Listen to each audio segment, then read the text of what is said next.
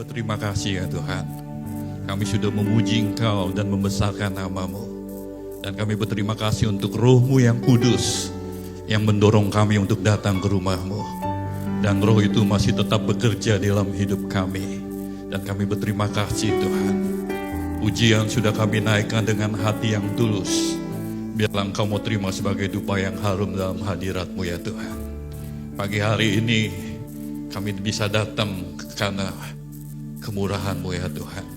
Dan pagi hari ini kami musrahkan hati dan pikiran kami terfokus kepada Engkau. Dan kami ingin mendengarkan firman-Mu. Urapi hamba-Mu Tuhan dengan urapan baru. Biarlah Tuhan yang mengurapi kami, baik yang mendengarkan maupun yang memberitakan. Kami sama-sama diberkati Tuhan. Terima kasih Bapa di sorga, terima kasih. Kami ingat teman-teman kami yang tidak hadir pada saat ini. Dimanapun mereka berada Tuhan, jaga lindungi mereka. Jauhkan dari hal-hal berbahaya, jauhkan dari hal-hal maut. Biarlah Tuhan yang melindungi mereka. Sehingga minggu yang akan datang mereka dapat bersama-sama dengan kami ya Tuhan. Berkati mereka, kalau yang sakit Tuhan jamah sembuhkan. Yang malas meninggalkan ibadah pada pagi hari ini, kejar oleh Roh-Mu Tuhan. Biarlah berikan kerajinan. Biarlah mereka dapat melakukan kebiasaan-kebiasaan yang baik Tuhan. Semuanya untuk memuliakan nama-Mu Tuhan Yesus. Terima kasih Bapa di surga, selama kami ingin mendengarkan firman-Mu, kuasa iblis, kuasa si jahat tidak pernah tinggal diam, dia selalu ingin mengganggu kami. Sehingga kami tidak fokus kepada Engkau. Oleh sebab itu kami bersatu hati, kami patahkan dalam nama Yesus. Kami usir Engkau keluar dari tempat ini. Biar kuasa Roh Kudus saja menguasai hati dan pikiran kami Tuhan. Terima kasih Bapa di surga, terima kasih. Kami serahkan pemberitaan firman-Mu ini Tuhan. Dari awal pertengahan hingga akhirnya. Hanya dalam nama Tuhan kami Yesus Kristus. Haleluya, haleluya, amin. Shalom Bapak Ibu sekalian, silakan duduk. Saya berterima kasih untuk Bapak Gembala, Pak Irwan Ambarita. Beliau sama-sama dulu pernah kerja di Indo Aluminium. Kebetulan saya masih tetap di sini, di Indo Aluminium, dan saya kerja juga di Indo Semen, Bapak Ibu sekalian. Saya masih kerja seperti Pak Irwan, cuman Pak Irwan punya jemaat, saya wakil gembala sidang. Ya, nama saya Titus Krisnadi, saya bergereja di Gereja Bethel Tabernacle, Bapak Ibu sekalian, di Pademangan, saya wakil gembala. Terus di organisasi, saya di pimpinan, majelis pimpinan daerah Gereja Bethel Tabernacle, megang Sumatera, Banten, Jawa Barat, sama Jabotabek. Saya sebagai bendaharanya. Ya, saya bersyukur saya melayani di gereja-gereja kecil. Baru kali ini di gereja yang cukup besar ya buat saya. Biasanya paling saya melayani 200-an. Dan hanya melayani di perintisan-perintisan Bapak Ibu sekalian. Kebanyakannya di daerah Bekasi, Tangerang, Kerawang, ya itu bukan. Ya, istri saya satu hari ini dia nggak ikut. Anak saya kebetulan sama juga sama anaknya Pak Irwan, lulusan ITS. Ya, kami sama-sama, cuman anak Pak Irwan duluan. Ya, anak saya beda setahun gitu ya. Ya, jadi itu perkenalan saya. Saya tinggal di Gading Kirana, Kelapa Gading. Ya, anak dua, sebentar lagi anak saya mau nikah tanggal 18 Oktober. Jadi saya mau nikahin anak gitu ya. Gitu. Ya, pagi hari ini itu perkenalan saya, Bapak Ibu sekalian. Pagi hari ini kita mau baca firman Tuhan yang diambil di dalam 2 Samuel. 2 Samuel pasal yang ke-11 ayat yang ke-1 aja. Mestinya ayat 1 sampai ayat yang ke-27. Ya. Sudah dapat? Kita baca bersama-sama. Saya baca ayat yang pertama kita sama-sama. 2 Samuel pasal yang ke-11 ayat yang ke-1.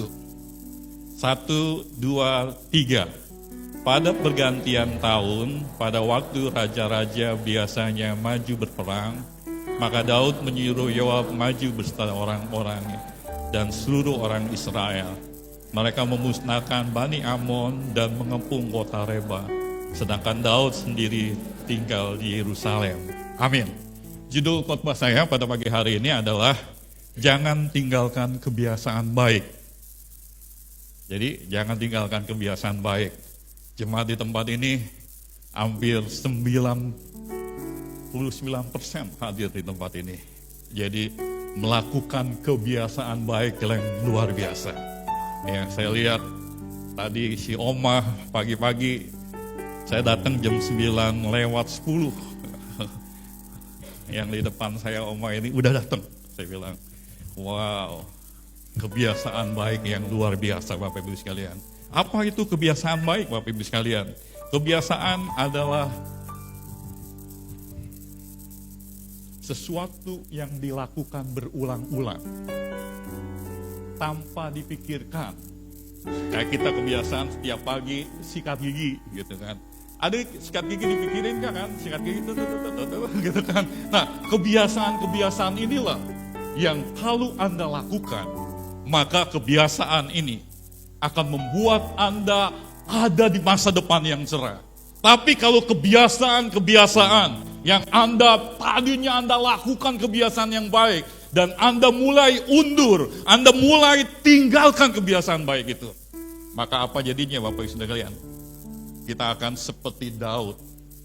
Tadi di dalam ayat yang pertama, pada pergantian tahun, pada waktu raja-raja biasanya maju berperang. Ya, selanjutnya ayat terakhir, Daud sendirian tinggal di Yerusalem.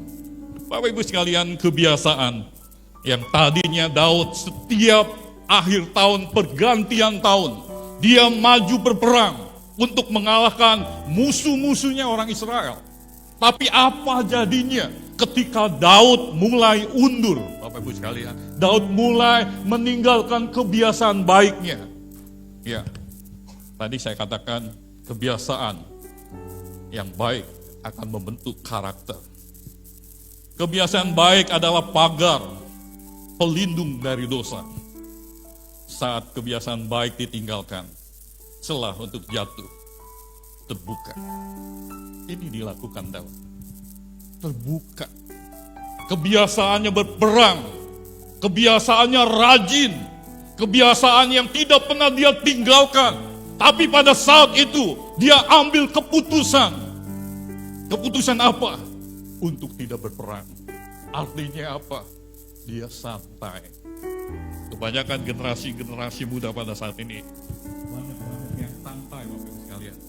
Akhirnya masa depan mereka, ya, yang lain udah hebat-hebat, dia ketinggalan Bapak Ibu sekalian. Ini Raja Daud, dia lakukan. Dia seorang raja yang luar biasa. Pujian penyembahan, dia buat mazmur yang begitu banyak. Tapi satu waktu ada acara untuk berperang, dia tinggalkan. Jadi Bapak Ibu sekalian di dalam Tuhan, Daud menyimpang dari kebiasaan baiknya. Pada waktu raja-raja maju berperang, Daud justru tinggal di Yerusalem. Ia memutuskan untuk tidak bersama-sama dengan pasukannya. Keputusan kecil ini menjadi awal kejatuhan moralnya.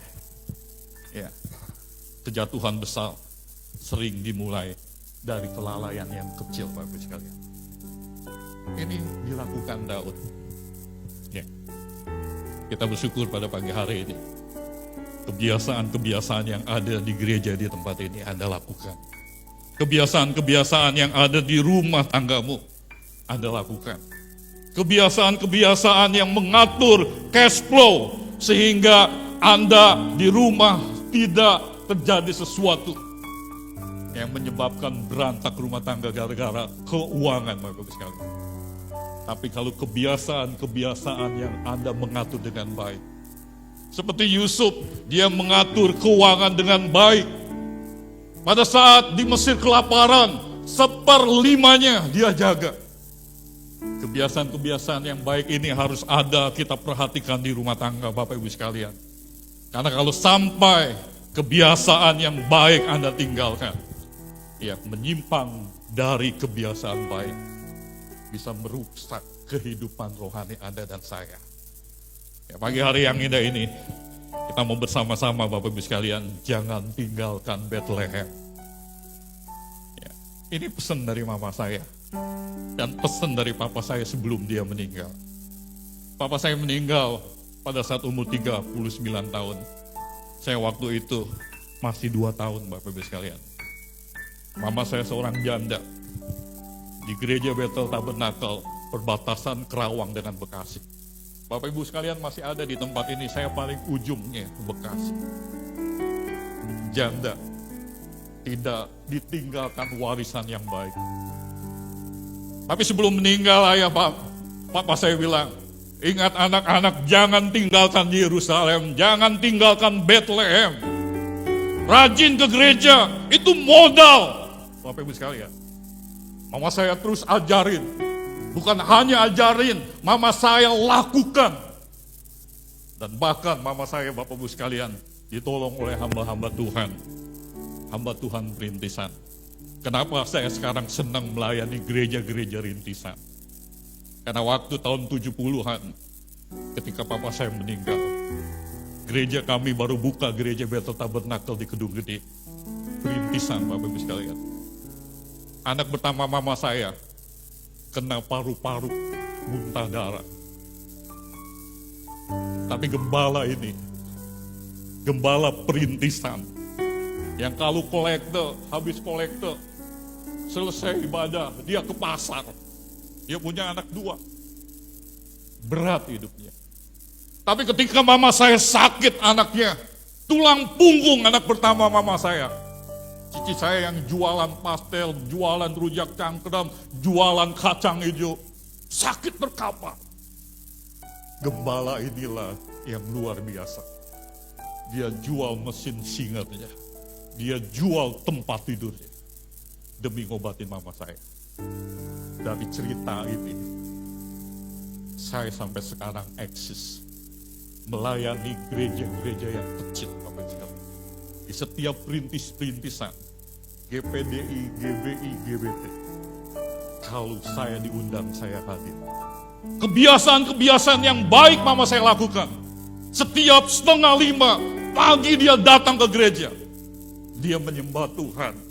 Dan dia berdoa, Tuhan tolong anak-anak. Tuhan berkati seperti aku, seperti janda di Sarpat. Kebiasaan-kebiasaan baik. Doa puasa dia ikut. WBT dia ikut. WBI kalau di sini, misalnya. Ikut. Kebiasaan-kebiasaan ini harus kita tanamkan. Kebiasaan-kebiasaan ini jangan Anda tinggalkan, Bapak Ibu sekalian. Kalau ditinggalkan, berat. Saya ada kesaksian, Bapak Ibu sekalian. Ya, teman saya namanya Pak Horas Manalu, mungkin Anda kenal. Dia adalah ketua MPD 1. Dia ketuanya, saya bendaharanya. Dia sakit. Berat. Udah mau mati lah istilahnya. Tapi dia kuat. Jemaatnya gak seperti Bapak Ibu sekalian di sini banyak. Paling sekitar 60 orang. Waktu kebiasaan baik umatnya. Ya, dia ceritain, Pak Titus, umat saya itu walaupun kecil, tapi mereka masih memberi persembahan. Waktu umat tempat saya ini, dia nggak kasih Pak Titus. Ada terjadi sesuatu. Akhirnya dia ngasih lagi, terus sampai jadi kebiasaan Pak Titus. Kebiasaan baik ini yang harus ada di Bapak Ibu sekalian. Doa pagi harus dijalankan. Ada doa puasa, ada bistor, ada doa semalam suntuk. Ini saya lakukan dan ini modal saya. Sehingga saya bisa bekerja di Indosemen. Antoni Salim, Om Lim punya anak namanya Antoni Salim. Bos saya, Juha Sutanto punya anak Teddy Juha.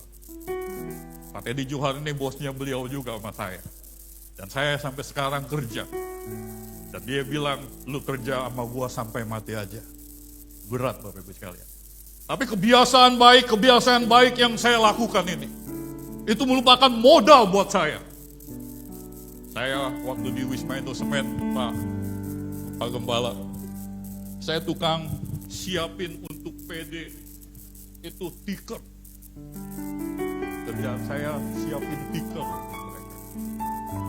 Ketemu sama Pak Julius Kisah. Ketemu sama ketua sinode, Pak Ruben Adi yang waktu itu belum jadi ketua sinode. Jadi banyak kenal hamba-hamba Tuhan, berkatnya hamba Tuhan Bapak Ibu sekalian. Dan berkat itulah yang saya sampai sekarang saya jaga karakter saya. Jadi kebiasaan-kebiasaan yang baik saya lakukan. Dan ada berkatnya yang luar biasa. Dan Anda tahu waktu saya dites masuk masuk di Indosemen. Itu Bapak Ibu sekalian tesnya Inggris. Saya lulusan SMEA 20 di Pademangan. Bukan yang bagus. Terkenal. Dibilangnya maaf SMEA bunting waktu itu. Tapi saya tetap jalan. Pas dites bahasa Inggris. Kalau enggak saya enggak diterima. Tapi Bapak Ibu sekalian pas saya bingung. Ada manajernya. Mungkin Bapak belum kenal, Pak Cundrik. Bawahannya Pak Yap Cahing. Kenapa bingung? Aduh Inggris saya kurang Pak. Oh saya terjemahin, bisa nggak? Oh boleh. Diterjemahin Bapak Ibu sekalian, saya 9 jam akuntansi. Saya ambil dasar-dasar 1, dasar-dasar 2, lulus. Wah, diterjemahin, lulus Pak. Lulus, kebiasaan yang baik. Jadi belajarlah baik. Kewajibanmu tidak ada ujian. Dan saya bersyukur sama Tuhan. Dia Allah yang luar biasa. Daud menyimpan kebiasaan yang baik. Akhirnya dia jatuh ke percintaan. Anda lihat apa yang dia lakukan. Ketika dia meninggalkan kebiasaan yang baik. Pertama dia tinggalkan apa? Dia mulai matanya melihat. Laki-laki lemahnya di mata Bapak Ibu sekalian. Kemarin saya dapat TikTok. Ada orang umurnya 101 tahun. Ditanya apa rahasianya? Lihat cewek cantik. Wah. Awet muda lihat cewek cantik. Tapi Mahathir Muhammad. Pola atur makan katanya kan. Ya makan itu jangan pakai rumusnya rakus. Ya saya diajarin jamu jarak, jaga mulut, jangan rakus. Nah, cepet mati begitu. Banyak pendeta-pendeta teman-teman saya sekarang Bapak Ibu sekalian kena stroke. Waktu muda, berkatnya kurang. Udah mulai bekatnya banyak, makannya banyak Pak. Udah makannya banyak, gak banyak hidup Pak. Kena stroke, lewat. Jadi Bapak Ibu sekalian, ayo. Saya bersyukur sama Tuhan. Karena saya lihat mama saya, seorang Pantekosta. Tadi kita pelajarin, ada 5 tuh. Dia pagi-pagi betul cari Tuhan. Kebiasaan yang baik ini jangan Anda tinggalkan. Saya bersyukur sama Tuhan. Saya kenal hamba-hamba Tuhan. Saya kenal pendeta-pendeta. Ilmunya kecipratan Bapak Ibu sekalian. Ya, di dunia bisnis saya kenal-kenal sama pengusaha-pengusaha. Dapat juga ilmunya. Dan saya bersyukur. Ya dia baik buat saya. Secara pikiran. Mana mungkin orang dari kampung. Umur 26 tahun. Saya udah jadi manajer di Kacang Garuda. Kalau saudaraku tahu ini kacangku. Ya kan? Udah gitu si bos dia ambil Shopee. Tahu kan pembalut wanita. Ini kacangku dibalut katanya. Wah geger jadinya. Nah jadi Bapak Ibu sekalian 26 tahun. Saya keluar dari Indo Aluminium. Saya masuk Kacang Garuda. Ketemu dengan Pak Sudamen. Pemilik Kacang Garuda. Saya ditempat. Dan dia orang yang rajin. Dia tidak pernah meninggalkan kebiasaan-kebiasaan yang baik. Orang-orang yang sukses. Mereka tidak meninggalkan kebiasaan-kebiasaan yang baik. Ya, pagi hari ini. Jangan biarkan Anda meninggalkan kebiasaan-kebiasaan yang baik. Yang kedua, waktu luang tanpa tujuan bisa membahayakan. Tadi saya katakan laki-laki itu lemahnya di mata. Wanita lemahnya di mana? Saya belajar dari Jonathan Atrisna, Pak. Gurunya GBI untuk psikolog. Yang wanita biasanya dibisikin. Cobalah kalau Anda merayu cewek-cewek, ya kan? Saya bukan playboy cap kampak ya, Pak Irwan, kita nggak romantis. Biasanya wanita itu ya, kalau dirayu jatuh, Bapak Ibu sekalian. Kalau pria jatuhnya di mata. Daud jatuh di mata. Waktu yang luang, dia mulai jalan-jalan di soto. Ada yang mandi. Tanpa selai pakaian. Dilihat. Nah, dari lihat inilah Jonathan Atrisna, laki-laki, kekurangannya di situ. Dia lihat jatuh. Waktu luang, orang-orang berperang. Dia mulai jalan-jalan di soto. Dia tahu ada yang mandi. Malamnya karena dia raja. Itu, gua lihat ada orang di sono mandi. Coba lu panggil. Kejatuhan yang kecil meninggalkan kebiasaan yang baik. Mulai masuk keinginan daging. Keinginan daging ini yang membuat Daud jatuh. Keinginan daging ini yang Daud membuat strategi yang jahat di mata Tuhan. Dia tahu ini Batseba ini suaminya siapa? Uria panggil pulang. Uria, lu datang dong. Itu istri lu jangan ditinggalin. Wah, enggak raja. Itu prajurit di sana lagi perang. Masa saya enak-enakan? Dia tidur di istana raja. Istrinya gak diapa-apain. Daud semakin jahat lagi. Bagaimana cara menyingkirkan ini? Keinginan daging menguasainya gara-gara dia malas, gara-gara dia meninggalkan kebiasaan baik. Apa jadinya? Dia mulai ada keinginan daging. Dan keinginan dagingnya itu dia puaskan. Diambil itu istri orang. Dilanggar itu titah-titah Tuhan. Makanya Anda waktu luang tanpa tujuan membahayakan. Daud menyalahgunakan waktu luangnya. Melihat Batseba. Ia tidak berada di tempat yang seharusnya. Ini mencerminkan ketidaksadaran spiritual, Bapak Ibu sekalian. Waktu luang tanpa arah membuka pintu percobaan. Ya. Oleh sebab itu, gunakan waktu luangmu dengan baik. Setiap perjalanan dinas saya, Bapak Ibu sekalian, saya ini megang perpajakan di grup semen 3 roda. Setiap distributor semen 3 roda, perpajakannya di bawah saya. Saya dikasih gelar sama si bos CTO, Chief Tech Officer. Semua. Jadi saya sering pergi-pergian. Pergi-pergian, saya nggak pernah nginep, Bapak Ibu sekalian. Saya pulang hari. Kenapa? Karena sewaktu-waktu saya nginep, ada orang yang ngetok-ngetok. Cewek lah. Berat. Makanya sejak saat itu, saya ambil keputusan. Setiap perjalanan dinas, saya pulang hari. Buat perusahaan seneng, Pak. Karena nggak bayar, itu namanya hotel. Kosnya ditekan. Program PPH. Apa itu program PPH? Program penghematan. Hei, gitu.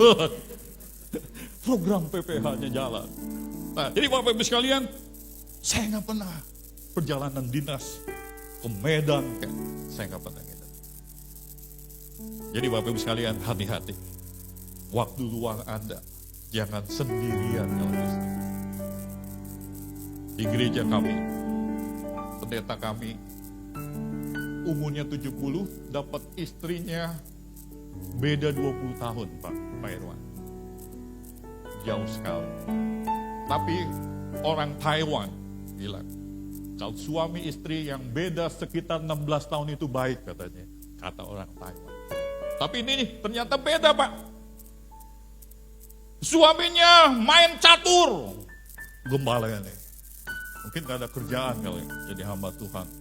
Tapi kayak Pak Ambarita dan yang lain sama Tuhannya dipanggil-panggil terus. Tadi ada Pak Ibob. Saya bilang, wah ini pernah dipanggil di tempat saya nih. Saya bilang, oh ini jemaat sini.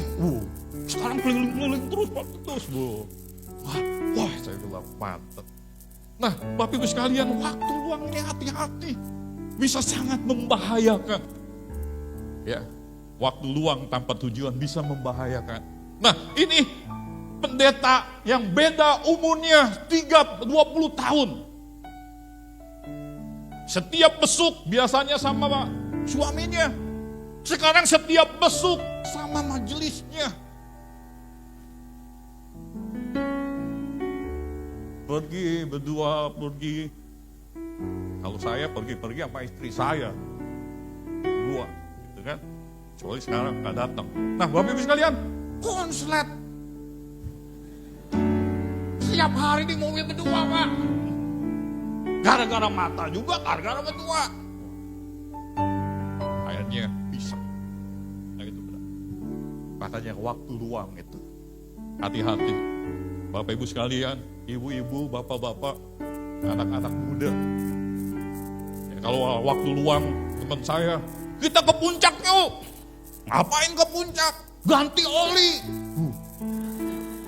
Jauh-jauh bener ganti oli. Aduh, ternyata ganti olinya lain Bapak Ibu sekalian. Ketahuan ya. Aduh, saya bilang ganti oli jauh bener gitu. Saya soalnya kan ke gereja terus, pulang kuliah ke gereja. Ada Biston, ada 2 semalam suntuk. Jadi yang begitu-begitu. Tapi motor saya waktu itu Pak Irwan RX King. Pak Willy cuman bukan Honda yang Super Cup 70. Saya udah RX King motor saya. Bayangin, kalau ngebut ya, itu kalau biasa suka bukan Pak. Ini motor saya RX King, di balap sedikit. Weng. Pencet, koplingnya. Terus, knalpotnya. Aduh, nakal juga sedikit. Tapi gak soal ganti oli, enggak Pak. Nah, jadi Bapak Ibu sekalian, saya bilang, ganti oli, waktu luang digunain ke puncak, aduh, untuk hal yang menyesatkan. Tapi saya yakin anak-anak muda di tempat ini, luar biasa. Kemarin saya lihat Facebooknya Pak Irwan, anaknya diterima di UI, diterima di ITS. Wah, anak saya jadi ITS juga, saya bilang. Jadi Bapak Ibu sekalian, waktu itu harus digunakan anak-anak muda. Kewajibanmu belajar. Orang Cina dulu datang ke Indonesia dengan bawa kolor katanya. Sekarang orang Cina datang ke Indonesia bawa modal, bawa teknologi, bawa kerajinan. Berani nggak lawan mereka sekarang? Banyak yang berguguran perusahaan-perusahaan. Di Indo Alum, kemarin saya cerita sama Pak Ambarita. Bulan Agustus ini, ya, saya kasih tahu, saya kan di situ jadi direktur keuangan Pak. Kita mau op. Saya cerita, waduh, saya bener Pak, berat. Cina jual ke Indonesia 46.000, kita jual 70.000, menang nggak? Gudang garam, Bentul, Jarum, dulunya ngambil sama kita, sekarang nggak ngambil, nangis. Jadi yang masih muda di tempat ini belajar dengan tekun. Kebiasaan yang baik itu harus Anda ambil. Ya, tadi saya cerita sama Pak Ambarita, masih sekolah di mana? Saya bilang, masih Pak. Saya dikasih kuliah sama bos saya di Brawijaya Bapak Ibu sekalian. Wah berat juga. Pikiran saya seperti S2 yang waktu saya alamin di sekolah teologi ya Pak. Beda, yang ajarnya profesor. Aduh berat juga Pak kadang-kadang. Ya. Jadi dulu mau masuk stan nggak dapet Pak. Tapi karena kita baik dengan bos bilang, gua mau kuliah, lu mau ikut kuliah nggak? Di mana Pak? Brawijaya. Wah Pak, keponakan saya di situ susah Pak masuk situ. Udah mau nggak? Saya bilang mau, dibayarin, gratis kan. Nah jadi ayo ingat, Orang-orang Chinese datang. Sekarang dunia ini global. Kalau Anda masih enggak rajin, kerajinanmu kendor, kerajinanmu mulai Anda puaskan keinginan daging, masa depanmu hati-hati. Jadi ayo, pagi hari yang indah ini, waktu luang tanpa tujuan bisa membahayakan. Yang ketiga, kegagalan menjaga disiplin merusak masa depan. Saya punya adik, Bapak Ibu sekalian. Dia pendidikannya cuma SMA. SMA 1 Kerawang. Jadi waktu mama saya di Kerawang susah, saya udah mulai kerja. Saya tarik mama saya ke Jakarta. Saya walaupun gaji seberapa, saya menjadi tulang punggung. Saya masukin adik saya yang satu kuliah. Yang satu saya bilang, mau kuliah nggak? Enggak. Nanti susah loh itu. Enggak lah, nggak usah, nggak apa-apa. Nggak dengar-dengar Pak, kata-kata ini.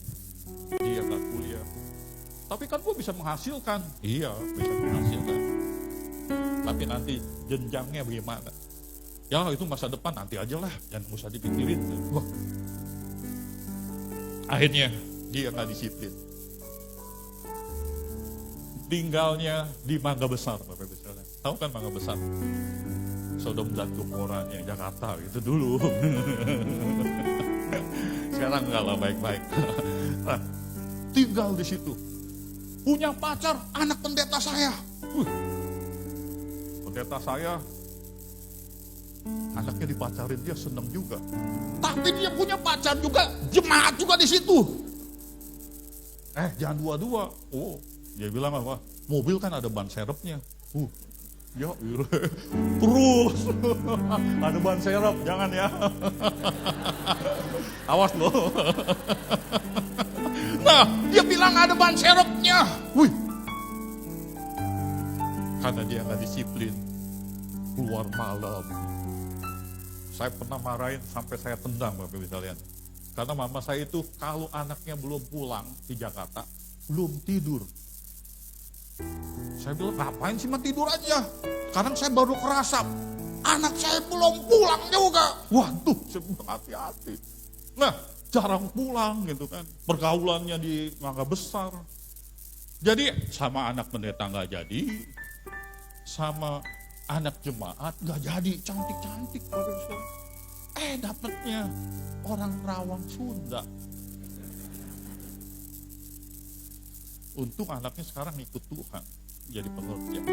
Coba nggak ada. Nah, jadi Bapak Ibu sekalian, disiplinnya nggak ada. Hidup semau gua. Alkitab, dosa itu apa? Akibat masing-masing berjalan sendiri-sendiri. Hidup nggak mau diatur orang itu.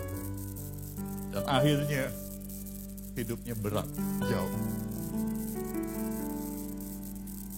Jadi kegagalan menjaga disiplin merusak masa depan. Dari keputusan tidak ikut perang, lahir berbagai dosa. Perzinahan, kebohongan, manipulasi, pembunuhan Urea, konflik dalam keluarga. Rantai dosa dimulai dari satu kelalaian terhadap kebiasaan yang baik. Makanya Bapak Ibu sekalian, ajarin anak-anak dengan teladan hidup. Saya lihat mama saya 4:30 pagi udah ke gereja cari Tuhan. Saya lihat mama saya setiap minggu tidak pernah absen datang ke gereja. Saya lihat mama saya itu kalau datang tamu pendeta di rumah, dia kasih salam tempel seperti polisi. Tahu? Nggak ada polisi sini kan? Sorry. Salam tempel biasa kan gitu. Mama saya salam tempel sama pendeta. Kenapa, Ma? Kasihan pendeta. Jadi dari kebiasaan-kebiasaan itu saya ingat, nggak usah diajarin mama saya. Saya lihat teladan. gak bakal hilang. Dan saya jalanin sampai sekarang. Saya lihat gereja perintisan-perintisan itu berat. Dan saya mulai banyak sama teman-teman Pak. Bantu kirim porsi kultura. Hampir ada 5.000 porsi yang kami delegasikan sama teman-teman kami di gereja-gereja perintisan. Dan di situ hati ini sering jadi kesukaan.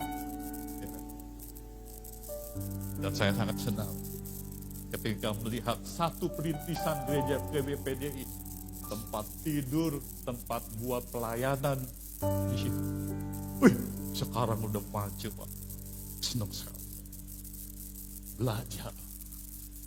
Kebiasaan yang baik jangan disunat. Seringkali kita sering menyunat seperti Daud. Akhirnya dia jatuh dan merusak masa depannya. Untung Tuhan baik. Dia datengin Nathan. Nathan kasih tahu ada orang punya 1 ekor domba. Setiap hari dibawa kemana-mana. Ada yang punya 1.000. Kebetulan kedatangan tamu yang punya 1.000 itu. Yang 1.000 itu dia ambil. Yang punya 1 ekor dombanya disembelih. Nathan bilang begitu. Daud bilang, hukum orang itu. Lalu Nathan bilang, kamu orangnya. Daud baru sadar. Berat. Keluarganya ribut. Gara-gara dosa kecil meninggalkan kebiasaan yang baik. Jadi kalau Anda mulai saat ini meninggalkan kebiasaan-kebiasaan yang baik. Yang tadinya ngajar guru sekolah minggu, karena bentrok dengan yang lain, mulai undur.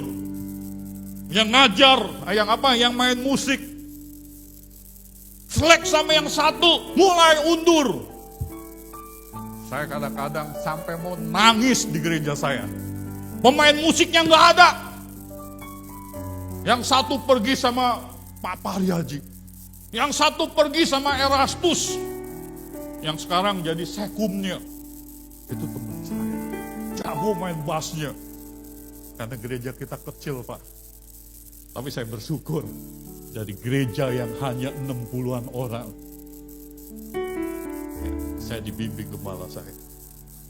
Dan gembala saya bilang, udah kamu jadi gembalanya. Tadi saya cerita sama Pak Marita, sama Om. Saya bilang, jangan Om. Panggilan saya bukan jadi gembala. Panggilan saya membantu gembala-gembala. Sorry Om. Sekarang saya melayani sama anaknya. Anaknya sekarang umur 70 tahun. Sebentar lagi saya melayani sama cucunya. Setia. Orang yang setia tidak pernah ditinggalkan Tuhan. Kemana-mana saya diterima. Di GBI saya diterima. Di GPDI saya diterima. Di intern, di GBT saya banyak diterima juga. Jadi saya bilang sama Tuhan, terima kasih Tuhan. Belajar setia dengan perkara yang kecil. Saya nggak pernah tinggalkan gereja saya dari tahun 85 saya ke Jakarta. Sampai sekarang. Gereja saya nggak punya organisasi sinode. Akhirnya anak pendeta saya, Pak, mau kemana? Ke GBT, ke GBI, apa ke GBTI? GBT aja ya, karena GBI di Pademangan banyak. Katanya GBT, GBI banyak Pak, ribuan. Makanya tadi 1.000 katanya, bikin poolnya 50, wih keren. Ayo bantu Pak Irfan. Kebiasaan yang baik kita tingkatkan untuk Tuhan. Jadi belajar, jangan tinggalkan kebiasaan yang baik. Kalau Anda mulai tinggalkan, hati-hati saya bilang. 85 sampai sekarang, saya nggak pernah tinggalkan gereja saya. Dan saya masih tetap di sana. Kenapa? Karena roh yang di dalam ini mengajarkan saya untuk taat dengan gembala. Sampai Pak Hadin bilang, pernah Pak Hadin khotbah di sini Pak? Pak Hadin itu gara-gara ketemu saya gara-gara mimbar. Saya ngasih mimbar ke pendeta Rudi Siregar di Keranji. Jadi saya sering ngasih mimbar gitu sama teman-teman. Pak Hadin bilang, bagus bener nih mimbar, dari siapa? Oh, dari Pak Titus. Jadi kenalnya gara-gara mimbar. Tapi sekarang jadi teman bisnis. Kita bikin sekolah di Vida, Bekasi. Sekarang sekolahnya udah jadi dan hampir ada 300 murid Pak Hadin dan istrinya. Gara-gara ketemu, gara-gara mimbar. Dan saya diundang khotbah gara-gara mimbar, Bapak Ibu sekalian. Nah, jadi ayo belajar. Ya, kebiasaan yang baik jangan engkau tinggalkan. Apa di rumah kebiasaanmu yang baik? Sama suami, pagi-pagi kopi. Pak, itu kopi udah ada tuh. Kebiasaan yang baik. Jangan gak dibuatin, kesian suami. Apalagi yang kerjanya cuma dapat UMR. Saya kadang-kadang kalau melihat pabrik, aduh kalau dapat UMR kesian gitu. Tapi juga yang lain juga begitu gitu kan. Susah. Berat gitu suaminya ini kadang-kadang. Kadang-kadang tadi saya cerita sama Pak Ambarita, pendeta ketua MPW loh di Jabar. Matanya satu kena virus, udah buta nggak melihat. Yang satu lagi katarak. Berat juga jadi hamba Tuhan. Duit rumah kontrak. Akhirnya saya bikin, ayo kita sumbang. BPJS nunggak Pak. Makanya kenapa mama saya suka salam tempel. Nunggak. Jadi Anda doakan. Kebiasaan baikmu mendoakan hamba Tuhan. Keren. Kayak mama saya. Saya bersyukur punya orang tua yang takut akan Tuhan. Seorang Pantekosta yang luar biasa. Sampai hari ini saya terinspirasi sama dia. Karena dia begitu baik sama hamba Tuhan. Karena hamba Tuhan menolong keluarganya. Dan itu gak pernah dilupa. Anda masih tahu pendetanya sampai saat ini ada di Makassar. Dan anaknya saya sekolahin sampai S3. Jadi dari S2 sampai S3 saya bantuin. Karena saya mengalami kebaikan. Papahnya sampai berani jual harta bendanya untuk merawat umat. Dan saya waktu itu, saya mulai tabur ke dunia pendidikan buat dia. Sekarang gelarnya doktor, ketua PGPI Makassar. Jadi saya bilang, mantap, belajar. Jangan lupa kebaikan sama orang. Dan jangan lupa kebaikan sama Tuhan. Oke? Jangan lupa. Yang keempat, menjaga konsistensi. Kunci pertumbuhan rohani. Tuhan menginginkan konsisten rohani Anda. Jangan standar-standar aja. Naik dikit. Saya naik dikit. Ketika teman-teman yang lain pada meninggalkan gereja, saya tetap naikin aja terus. Sampai gembalanya, kamu yang gantiin Om jadi pendeta. Enggak Om, jangan. Sampai saya bilang, Om, sampai sedemikian tinggi Om kasih saya untuk jadi gembala, saya bilang. Jadi belajar. Saya lihat dia merawat. Saya belajar juga merawat rumah. Kasihan. Jemaat-jemaat yang susah yang seperti saya alami. Tapi di sini sepertinya oke-oke aja ya. Diberkati Tuhan. Jangan sampai mengalami seperti saya, sedih Bapak Ibu sekalian. Mama saya bikin bacang, dibilang bacangnya ayamnya balik nyolong. Nangis gak? Tetangga yang bilang. Selidikin punya selidik, dia yang nyolong. Aduh. Jadi mulutnya itu, waduh. Tapi kesian masa depan. Makanya Anda ayo belajar. Menjaga konsistensi. Saya waktu istri saya masuk Bank Bali, sekarang Bank Permata. Jaya Ramli ingatkan, belajar, bertindak, komitmen, konsisten. Belajar, bertindak, komit, dan konsisten. Ini kunci masa depan. Jadi anak-anak muda ingat, belajar. Orang Cina datang ke sini, orang lain datang ke sini. Mereka hebat-hebat. Kalau kau cuman sampai SMA gitu. Walaupun SMA kayak saya dulu semea, pinjam sana sini. Akhirnya yang lulus juga Pak S1 gitu. Belajar. Ayo, menjaga konsisten. Tuhan menginginkan konsisten rohanimu.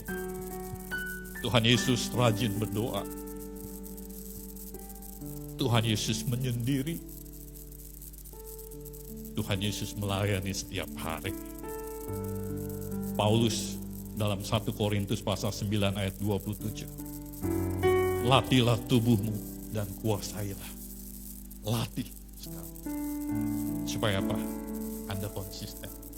Akhirnya ketika Daud ditegur Nathan, sampai selanjutnya Daud menulis mazmur. Jangan biarkan rohmu meninggalkan aku Tuhan. Kata-kata yang bagus. Karena dia mengalami begitu jahat hidupnya. Rusak gara-gara meninggalkan kebaikan. Rusak. Akhirnya dia menulis, dia sadar. Jangan tinggalkan rohmu dari aku ya. Berat. Banyak anak-anak Tuhan yang dulunya rajin. Gara-gara selek sedikit di tempat gereja. Mulai undur. Ini saya mengalami. Dia susah mau melahirkan, duitnya gak ada. Kita kasih. Anaknya udah gede 4 tahunan. Ketika kita perlu, lebih galakan dia. Di gereja. Makanya Pak, jangan kasih pinjem-pinjem Pak. Kasih duit aja kalau mau. Pinjam 5 juta, kasih 500 ribu aja Pak udah. Daripada gak ke gereja, Bapak Ibu sekalian berat. Jadi jangan pinjem-pinjem. Konsisten. Dia berkati. Saya sampai sekarang diberkati Tuhan. Ya, 5 menit lagi.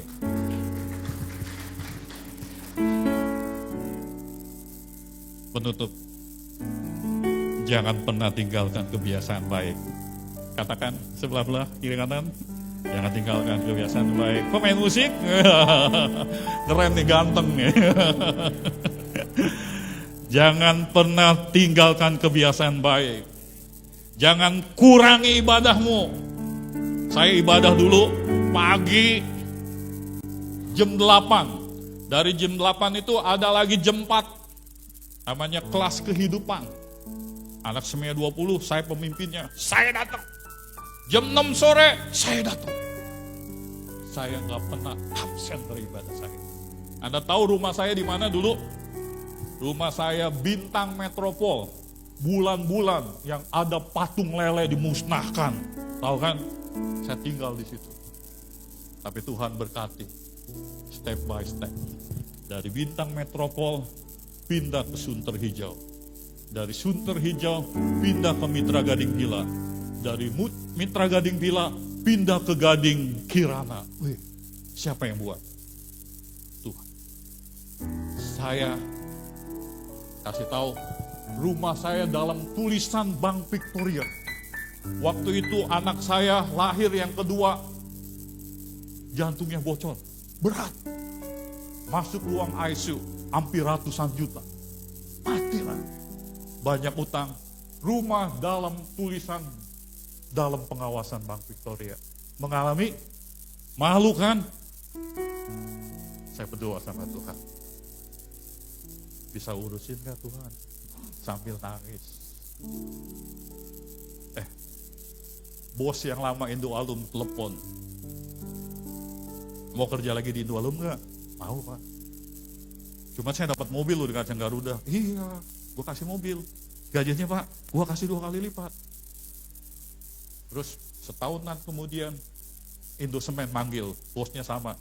Lu beresin perpajakan di sini ya. Oh siap. Wah, dikasih bonus, bisa lunasin rumah, bisa beli mobil, bahkan bisa beli mobil Panther Touring. Waktu itu keren Panther Touring. Wih, mantap Tuhan itu. Rumah, baru beli rumah, terus rumah lu di mana? Di Sunter Hijau Pak. Cari yang dekat penabur, anak lu biar dekat. Disuruh Pak, belilah. Cuman duitnya kurang Pak. Gampang pakai duit gua. 10 tahun kemudian, terus di mana? Beli rumah di Mitra dah. Beli di Mitra. Beli di Mitra. Beli di Gading Kirana yang gedean. Wah, saya bilang, emang Tuhan luar biasa.